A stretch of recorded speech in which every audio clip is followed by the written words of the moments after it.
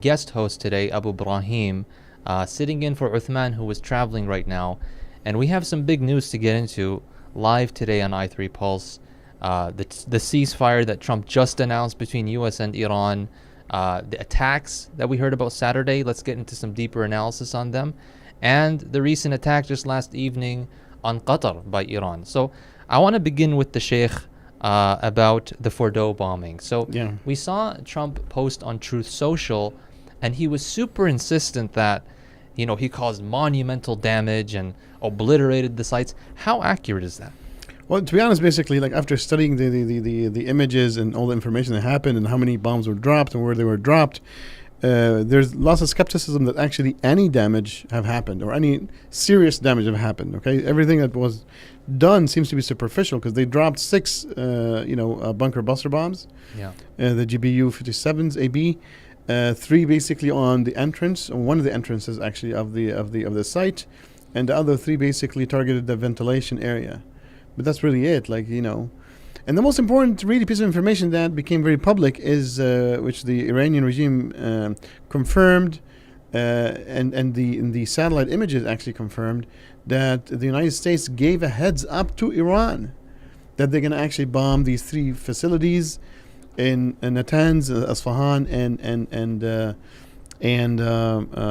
Fordow. And we saw actually trucks moving from these facilities outside, taking away very sensitive stuff, and stockpiles of uranium, at least as has been reported. So, to be honest, again, this aligns fully with our assessment and forecast for the last, several months, and our general understanding of the United States, the U.S. and the Iranian relationship.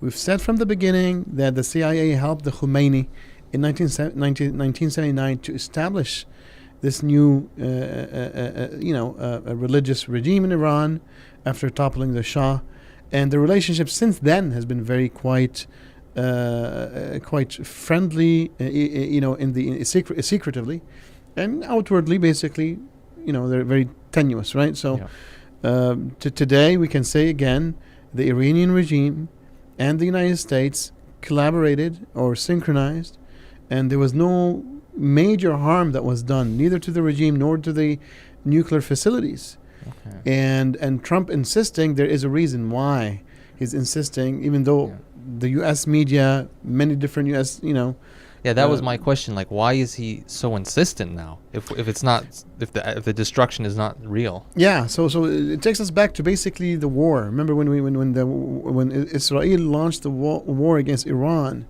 we speculated. We said basically there are 3 possibilities. Either the United States was basically against the war, and the Israelis wanted to go alone unilaterally, and the United States basically said, "Well, you want to go alone, go alone." And they wanted to really, they were not happy with what's happening. The second thing is that basically the United States was neutral. They're like, look, we're supportive, we're not going to do anything. And the third, that the United States actually was positive, and wanted to maybe get rid of this expired proxy of theirs, right? So today, the information seems to be that no, the United States is still trying to maintain the ties with Iran, and at the same time, basically, the tension between the Netanyahu government that we've been speaking about for months now, between the Biden and the Trump administration and the Netanyahu government, the alt-right, the right-wing government in Israel, is actually a major issue. So let's look at the facts before we speculate, because at the end of the day, forecasts are speculations. What's funny is that Trump doubled down on this. He accused the fake news media, saying that the sites were not destroyed. And I mean, something is really true when the president has to really insist. Definitely. Sarcasm. The thing is, basically, don't forget, we've said already from before, that the GBU 57 can penetrate only 60 meters down the ground, right? Yeah. And that means around 200 feet.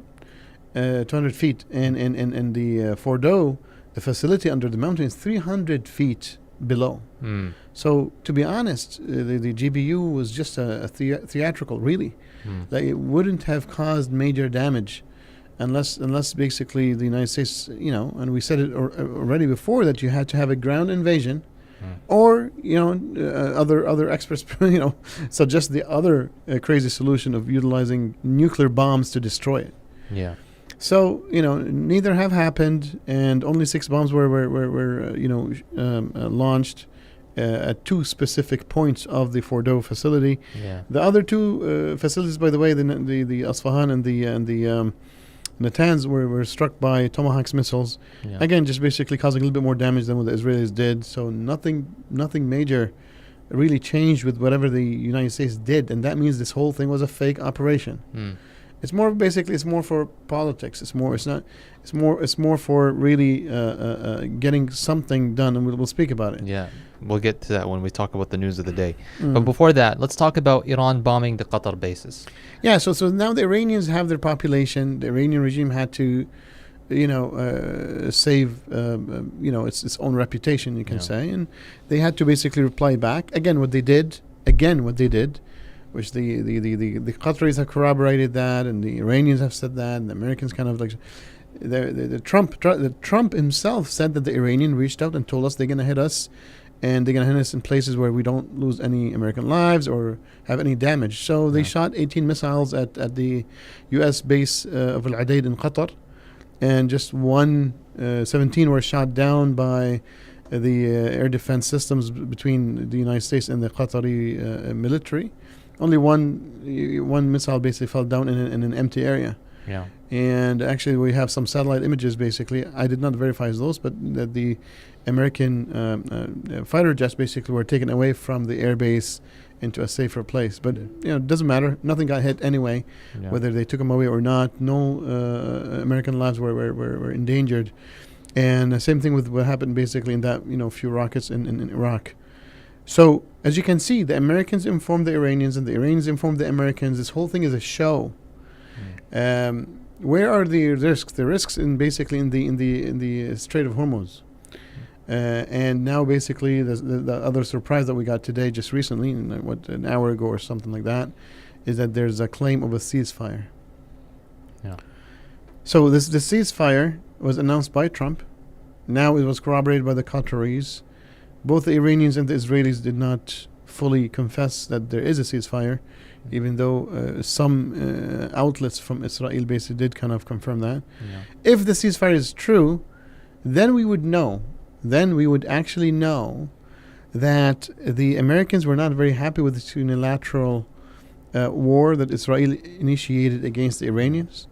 And they actually went and officially, from the Trump administration perspective, the official position of the U.S. government is that they destroyed the nuclear program of Iran, and that takes away the excuse for war that the Netanyahu government utilized to strike Iran. So basically, aborted the Israeli aggression, or at least aborted the Israeli excuse for aggression. But something's not making sense to me, which is that when Iran strikes American bases, I expect most of all someone like Trump to respond with fire and fury.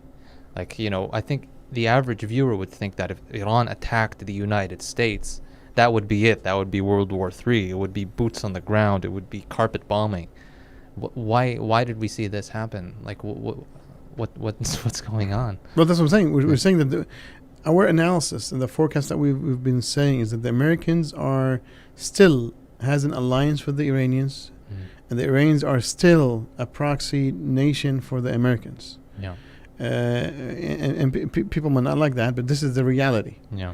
And so the Americans do not right now. The Americans could get to a place where basically they want to they will recycle their expired agent. They might push for a regime change, all that kind of stuff. This could happen.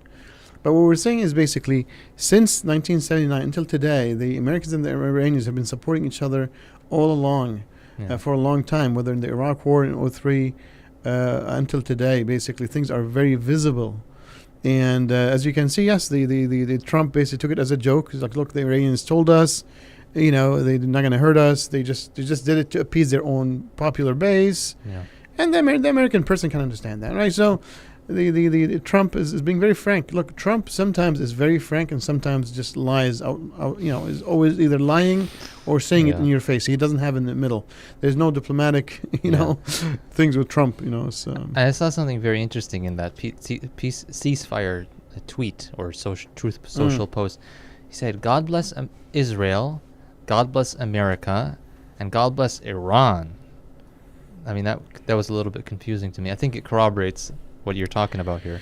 Well, because look, the signal he's sending, Yeah. if this is true, right? Because we don't know. Like politicians lie all the time. At the end of the day, we don't care about the speeches and the words. We care about actions, Yeah. interests, and actual policy.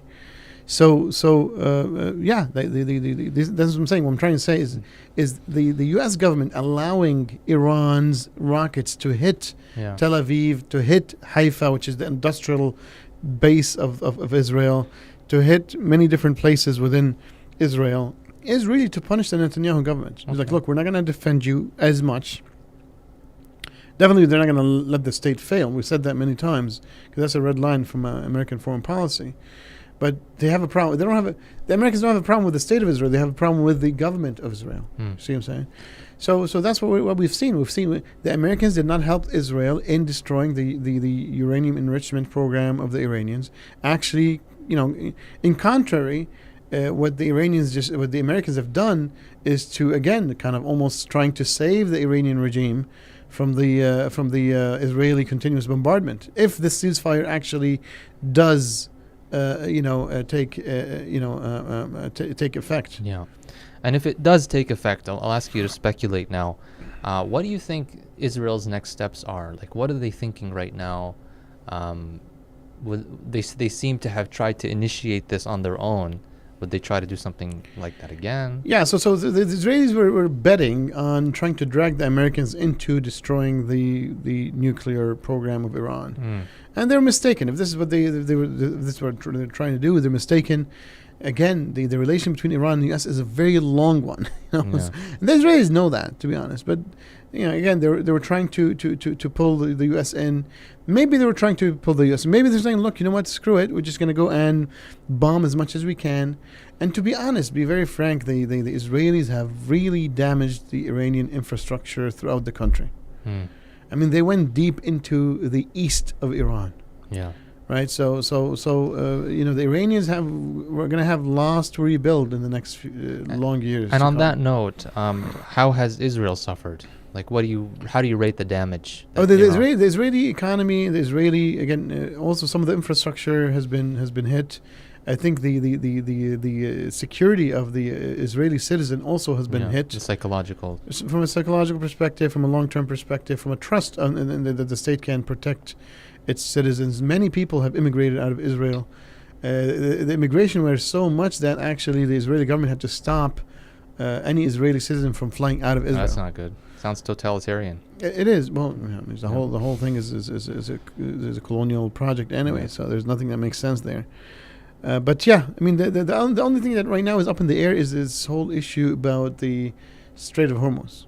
Yeah. And again, the Iranians are trying to set it up as if they're going to hurt the Americans with the closure of the strait. That's still on the table? Well, if the ceasefire is there, maybe not, right? But to be honest, I think it's already impacted some of the flow, the markets, the oil markets, and let's see the effect. Let's see the impact. Actually, the oil prices went down a little bit, so which is crazy. It's supposed to go the other way around. But I'm saying, let's say the ceasefire does not take effect, and the United States now would have given the Iranians the excuse to close the Strait of Hormuz. And people need to understand that the Strait of Hormuz does not impact the United States at all.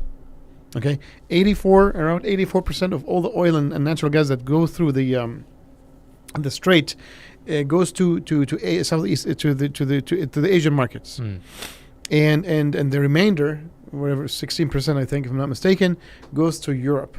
Okay. Now Europe doesn't have anywhere else to get their oil and energy sources from except the United States, so it puts way more pressure on the European economies.